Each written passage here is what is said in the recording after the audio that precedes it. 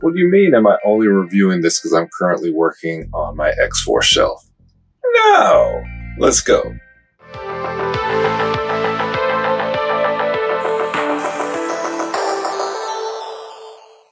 Geeks, what's poppin'? Throwback Thursday.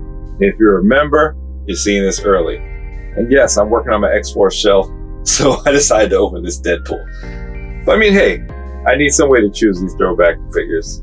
So we've got Marvel Legends Deadpool in his ashy costume. Now this is from the Epic Hero Alliance from 2012. And I'm gonna have to Google it now because this is the second time I'm seeing it. I never noticed before that they also have the Marvel Universe label on here. If somebody can save me some time, if you were collecting, my dude Jay up in Canada, I know you probably know the answers. So hit the comment section. What is the deal with this dual labeling of Marvel Universe, Marvel Legends? Help me out. All right, so he was not alone in the wave. There was no build figure. You got US Agent, Marvel Knights. I hate when they did this labeling back in the days. Iron Man, Dr. Doom, Deadpool, and X-Mutants? What the heck? Now I remember that there was a variant for that Punisher. He also came in red. I don't have either one. I don't know if I have that Iron Man. I have the variant for Dr. Doom. It was the white suit. I don't think it was God Doom. I think it was the Future Foundation version. I can't remember. I gotta go look. I have it hanging on my wall. I think she dueled out with Madam Viper, if I'm not mistaken. I could be all wrong. So I got some collecting to do because I have the US Agent and I have the variant for Dr. Doom. And now I don't know if I have that Mystique or the Madam Viper. I know I have one, but I can never remember which one I have because it's locked away in storage. But we'll figure it out because we got to keep doing these Throwback Thursdays. No job is too dirty, no payday too big for the merc with a mouth. Deadpool. I dig that he's playing with some action figures there. Gotta love it. All right, the merc with the mouth all popping his plastic. Got a nice Deadpool name tag that I can put up on my wall. He comes with 2 katanas, and he comes with a machine gun with some red deco in there, so it doesn't look like cheap plastic. And look at Hasbro trying to carry on the Toy Biz tradition of dioramas. That is a really bad attempt, but I guess it's better than nothing.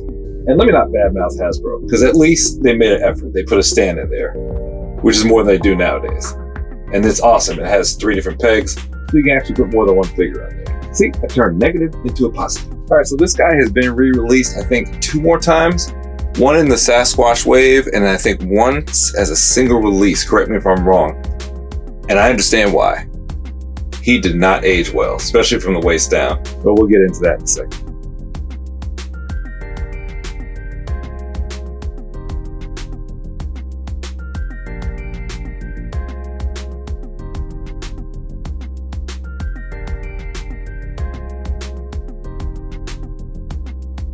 So he's not bad, especially from the waist up, but man, he struggles from the waist down.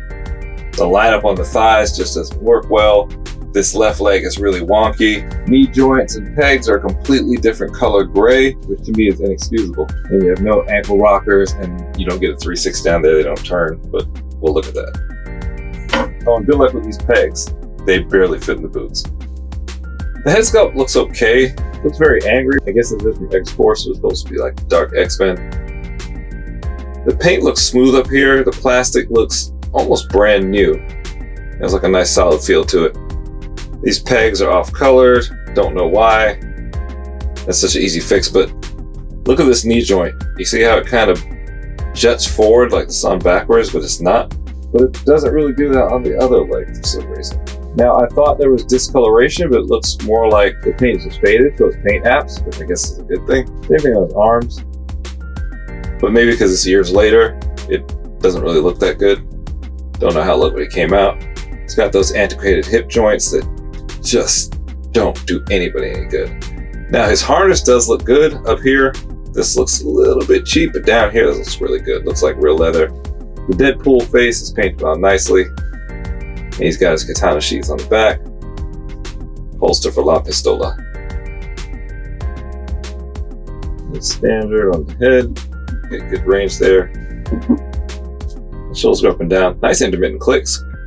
Still stiff after 12 years. Diaphragm joint. Get that good click.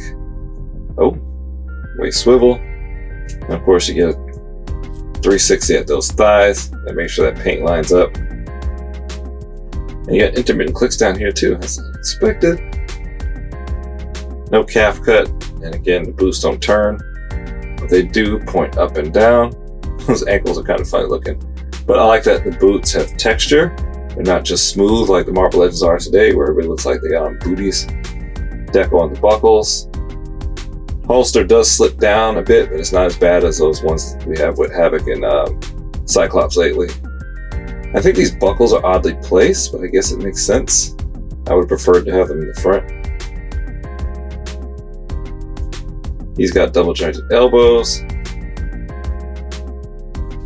The alignment looks kind of funny now, but not bad for 2012, but definitely glad they updated it.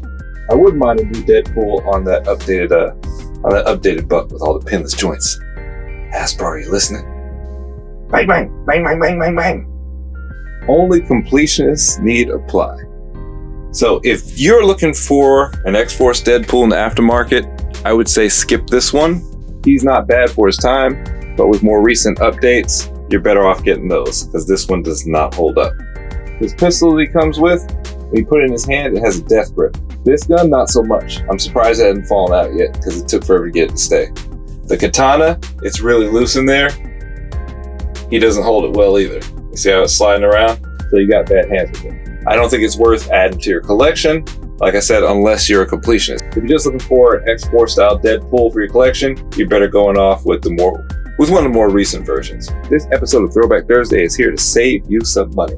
All right.